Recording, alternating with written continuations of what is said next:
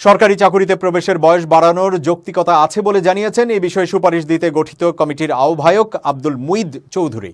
চাকুরিতে প্রবেশের বয়স বাড়ানোর দাবিতে আন্দোলনকারীদের সঙ্গে বৈঠকের পর বুধবার সচিবালয়ে সাংবাদিকদের এই কথা জানান কমিটির প্রধান। তিনি বলেন, এই কমিটির প্রধানত একটাই ফোকাস, চাকুরিতে প্রবেশের বয়সসীমা নিয়ে অনেকদিন ধরে একটি আন্দোলন চলছে। এটার ভিত্তিতে সরকার আমাদের 5 সদস্যের একটি কমিটি গঠন করে দিয়েছে। আমাদের আগামী 1 সপ্তাহের মধ্যে প্রতিবেদন দেওয়ার কথা বলা হয়েছে।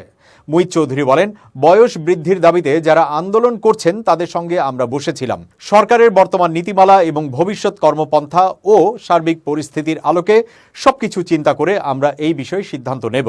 বয়স বৃদ্ধি করার যৌক্তিকতা আছে, এই বিষয়ে কোনো সন্দেহ নেই। কি যৌক্তিকতা আছে এমন প্রশ্নের জবাবে তিনি বলেন, কোভিড সেশন জটে অনেকের সমস্যা হয়েছে। এখনকার চাকুরিতে প্রবেশের বয়সসীমা বাড়ানো উচিত, তবে কতটুকু বাড়ানো দরকার এটা আমি আজ বলতে পারছি না। আমরা সবকিছু পর্যালোচনা করে সিদ্ধান্ত নেব কতটুকু বাড়ানো যায়, যোগ করেন তিনি।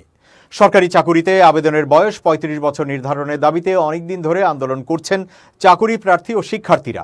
গত সোমবার অন্তর্বর্তী সরকারের প্রধান উপদেষ্টা অধ্যাপক ডক্টর মোহাম্মদ ইউনূসের বাসভবনের সামনে অবস্থান নিয়েছিলেন আন্দোলনরতরা। তারা প্রধান উপদেষ্টার সঙ্গে বৈঠকও করেন। পরে ওই দিনই চাকুরি প্রার্থীদের সরকারি চাকুরিতে প্রবেশের বয়সসীমা বৃদ্ধির দাবির পরিপ্রেক্ষিতে বিষয়টি পরীক্ষা নিরীক্ষা ও পর্যালোচনা করে সুপারিশ প্রণয়নের জন্য এই কমিটি গঠন করা হয়। সাবেক সচিব ও সাবেক তত্ত্বাবধায়ক সরকারের উপদেষ্টা আব্দুল মুঈদ চৌধুরী এই কমিটির আহ্বায়ক ও জনপ্রশাসন মন্ত্রণালয়ের সিনিয়র সচিব মোহাম্মদ মোখলেসুর রহমান সদস্য সচিব।